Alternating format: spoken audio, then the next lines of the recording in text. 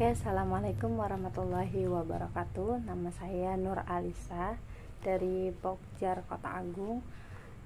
Di sini saya akan mempresentasikan pembelajaran terpadu di SD di modul 1 dengan judul konsep dasar dan model-model pembelajaran terpadu. Pengertian pembelajaran terpadu itu adalah kurikulum yang menggabungkan sejumlah disiplin ilmu melalui pemaduan isi, keterampilan, dan sikap. Itu adalah menurut Wolfinger. Rasional pemaduan disebabkan oleh beberapa hal berikut. Yang pertama, kebanyakan masalah dan pengalaman. Pengalaman itu termasuk pengalaman belajar ya, bersifat interdisipliner, sehingga untuk memahami atau mempelajari dan memecahkannya itu diperlukan multi skill. Yang kedua, adanya tuntutan interaksi kolaboratif yang tinggi dalam memecahkan berbagai masalah. Yang ketiga, memudahkan anak membuat hubungan antar skemata dan transfer pemahaman antar konteks. 4. Demi efisiensi. Dan yang kelima itu adanya tuntutan keterlibatan anak yang tinggi dalam proses pembelajaran. Pembelajaran terpadu disikapi sebagai sebuah wawasan dan aktivitas berpikir dalam merancang pembelajaran yang ditujukan untuk menghubungkan tema, topik, maupun pembahasan dan keterampilan yang diperoleh siswa secara utuh atau terpadu. Pengertian pembelajaran terpadu itu dapat dilihat sebagai suatu pendekatan pembelajaran yang menghubungkan berbagai mata pelajaran yang mencerminkan dunia nyata di sekeliling serta dalam rentang kemampuan dan perkembangan anak. Yang kedua, suatu cara untuk mengembangkan pengetahuan dan keterampilan anak secara serentak. Dan yang ketiga, merakit atau menghubungkan sejumlah konsep dalam beberapa mata pelajaran yang berbeda dengan harapan siswa akan belajar dengan lebih baik dan bermakna. Karakteristik pembelajaran terpadu. Yang pertama, pembelajaran terpadu itu berpusat pada siswa atau student center. Yang kedua, pembelajaran terpadu dapat memberikan pengalaman langsung kepada siswa atau direct experience. Yang ketiga, dalam pembelajaran terpadu, pemisahan antar mata pelajaran menjadi tidak begitu jelas. Oke, kita lanjut. Yang keempat itu pembelajaran terpadu menyajikan konsep-konsep dari berbagai mata pelajaran dalam suatu proses pembelajaran. Yang kelima, pembelajaran terpadu bersifat luas atau fleksibel. Yang keenam, hasil pembelajaran dapat berkembang sesuai dengan minat dan kebutuhan siswa. Kelebihan pembelajaran terpadu, yang pertama itu pengalaman dan kegiatan belajar akan selalu relevan dengan tingkat perkembangan siswa. Yang kedua, kegiatan-kegiatan yang dipilih dalam pelaksanaan pembelajaran terpadu sesuai dengan minat dan kebutuhan anak. Yang ketiga, seluruh kegiatan belajar lebih bermakna bagi siswa sehingga hasil belajar akan bertahan lebih lama. 4. Pembelajaran terpadu dapat menumbuh kembangkan keterampilan berpikir siswa. Yang kelima, menyajikan kegiatan yang bersifat pragmatis sesuai dengan permasalahan yang sering ditemui siswa dalam lingkungannya. Yang keenam, menumbuh kembangkan keterampilan sosial siswa seperti kerjasama, toleransi, komunikasi, dan respek terhadap gagasan orang lain. Kendalanya itu dalam pembelajaran terpadu kurikulum SD tahun 2004 masih terpisah-pisah dalam beberapa mata pelajaran ya, sehingga menyulitkan guru dalam mengembangkan program pembelajaran terpadu. Yang kedua, dibutuhkan sarana prasarana belajar yang memadai untuk mencapai kompetensi dasar secara optimal. Dan yang ketiga, sebelum semua guru SD itu memahami konsep pembelajaran terpadu secara utuh, guru itu memiliki kecenderungan yang masih senang menggunakan pembelajaran yang konvensional. Landasan pembelajaran terpadu itu ada landasan filosofis, landasan psikologis, dan landasan praktis. Landasan filosofis itu landasan filsafat ini menjadi landasan utama yang melandasi aspek-aspek lainnya. Perumusan tujuan atau kompetensi isi atau materi pembelajaran terpadu. Landasan psikologis itu berkaitan dengan psikologi perkembangan peserta didik dan psikologi atau teori belajar. Psikologi perkembangan diperlukan terutama dalam menentukan isi atau materi pembelajaran terpadu yang diberikan kepada siswa agar tingkat keluasan dan kedalamannya sesuai dengan tahap perkembangan peserta didik. Sedangkan yang landasan praktis itu berkaitan dengan kondisi-kondisi nyata yang pada umumnya terjadi dalam proses pembelajaran.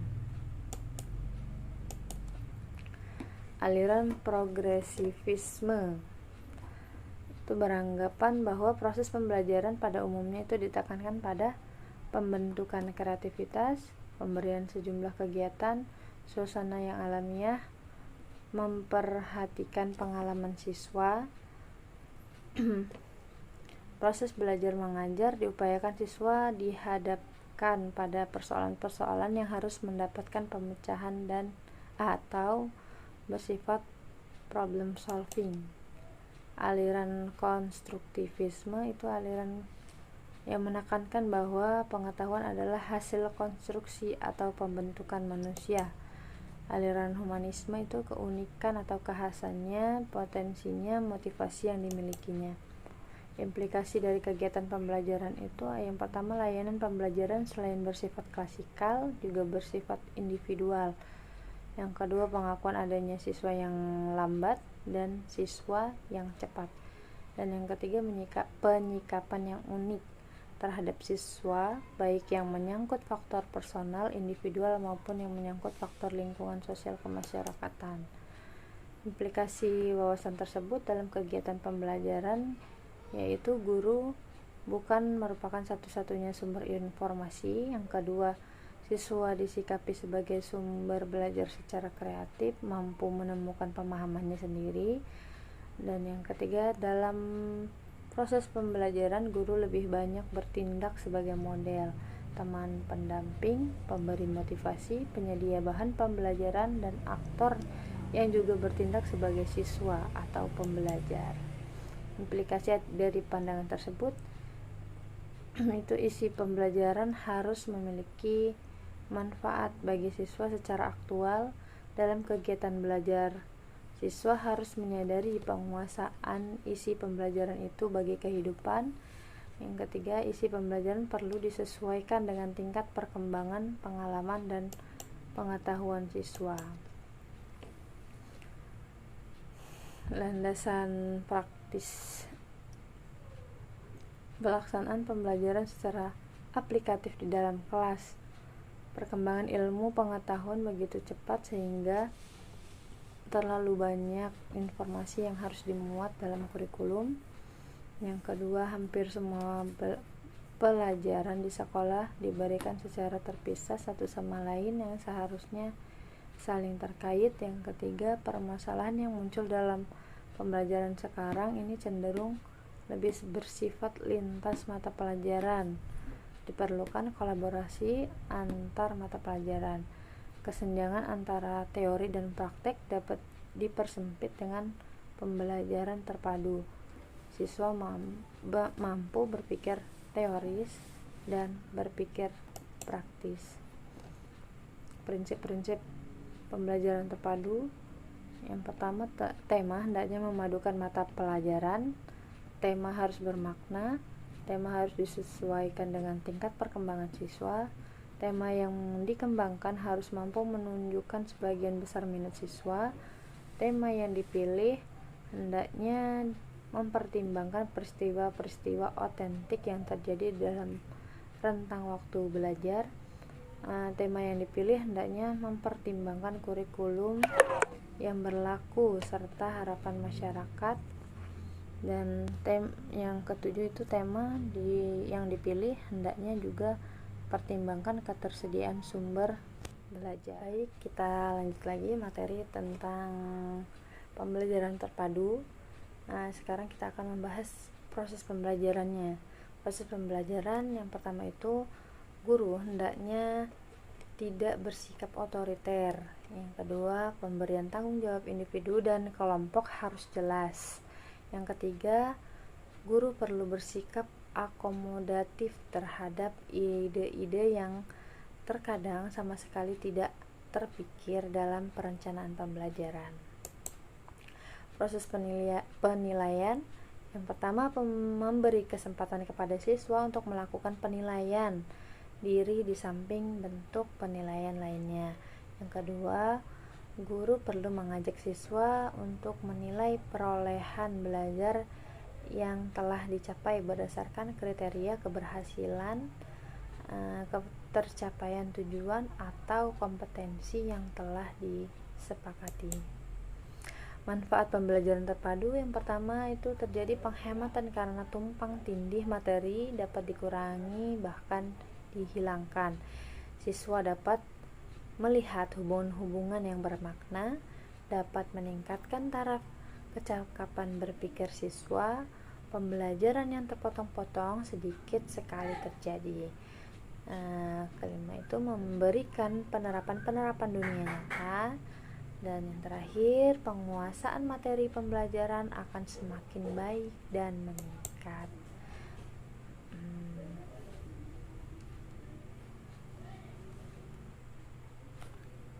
Yang keenam, penguasaan materi pembelajaran akan semakin baik dan meningkat. 7. Sangat positif untuk membentuk pendekatan menyeluruh pembelajaran terhadap ilmu pengetahuan. 8. Motivasi belajar itu dapat diperbaiki dan ditingkatkan dalam pembelajaran antar mata pelajaran. Yang ke-9, membantu menciptakan struktur kognitif atau pengetahuan awal siswa yang dapat menjembatani pemahaman yang terkait. Yang ke-10, kerjasama yang lebih meningkat antara para guru, siswa, dan narasumber lain. Nah, di sini ada model-model.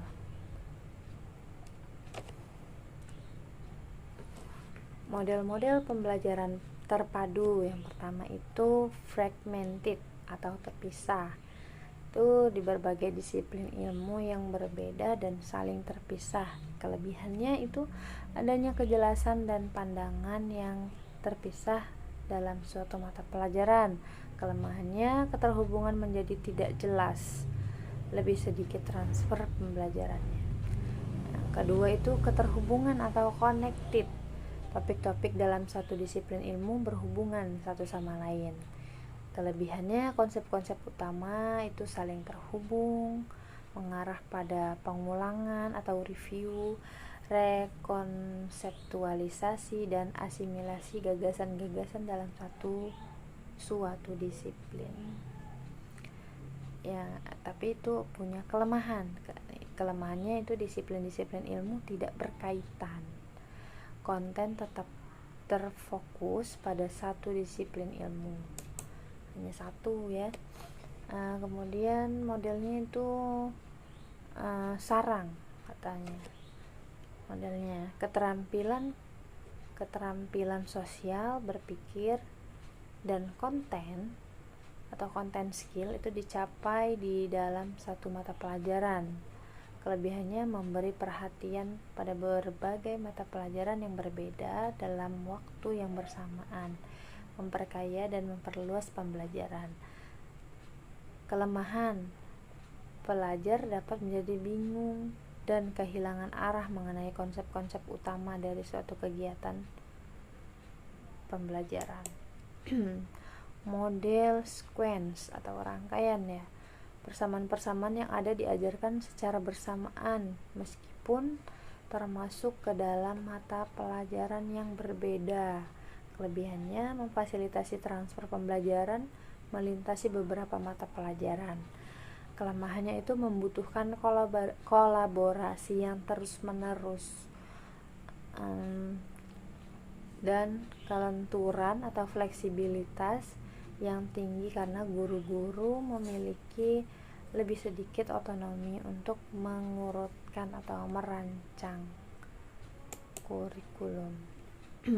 Model share ya, perencanaan tim atau pengajaran yang melibatkan dua disiplin difokuskan pada konsep keterampilan dan sikap-sikap atau attitude yang sama. Kelebihannya itu terdapat pengalaman-pengalaman instruksional bersama dengan dua orang guru di dalam satu tim akan lebih mudah untuk berkolaborasi. Kemudian kelemahannya itu membutuhkan waktu, kelenturan, komitmen, dan kompromi. Kelebihan model laba-laba ini atau Webbed ini dapat memotivasi murid-murid, membantu murid-murid untuk melihat keterhubungan antar gagasan.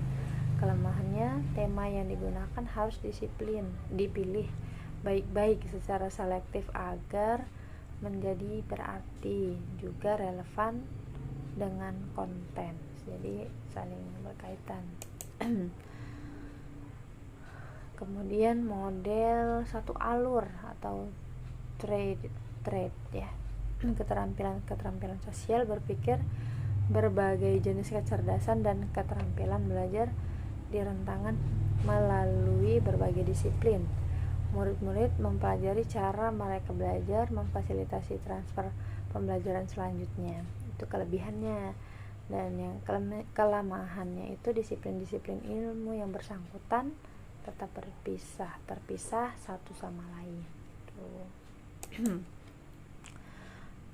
Model integrated atau terpadu, dalam berbagai prioritas yang saling tumpang tindih dalam berbagai disiplin ilmu dicari keterampilan, konsep, dan sikap-sikap yang sama. Itu kelebihannya mendorong murid untuk melihat keterkaitan dan kesaling hubungan di antara disiplin-disiplin ilmu. Murid-murid termotivasi dengan melihat berbagai keterkaitan tersebut. Nah, kelemahannya itu membutuhkan tim antar departemen yang memiliki perencanaan dan waktu pengajaran yang sama. Ini model immerse. Kelebihannya keterpaduan berlangsung di dalam pelajaran itu sendiri. Kelemahannya itu dapat mempersempit fokus tersebut. Immerse itu memadukan apa yang dipelajari dengan cara memandang seluruh pengajaran melalui perspektif bidang yang disukai. Kemudian model network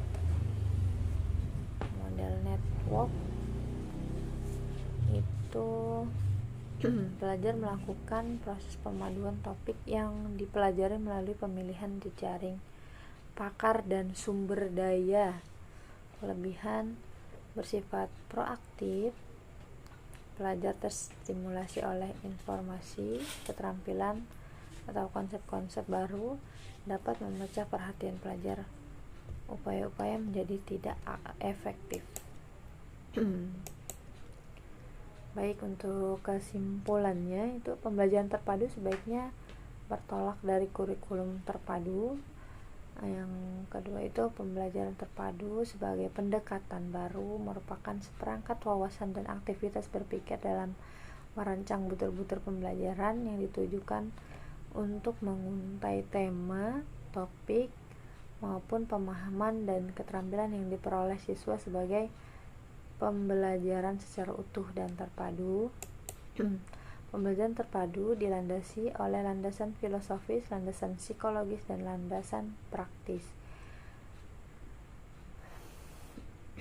Baik, dan model-model pembelajaran terpadu itu ada fragmented, connectedness, sequence, share, web, thread, integrated, immersed, dan network.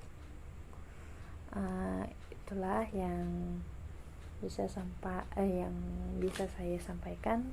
Lebih dan kurangnya mohon maaf. Saya akhiri. Wassalamualaikum warahmatullahi wabarakatuh.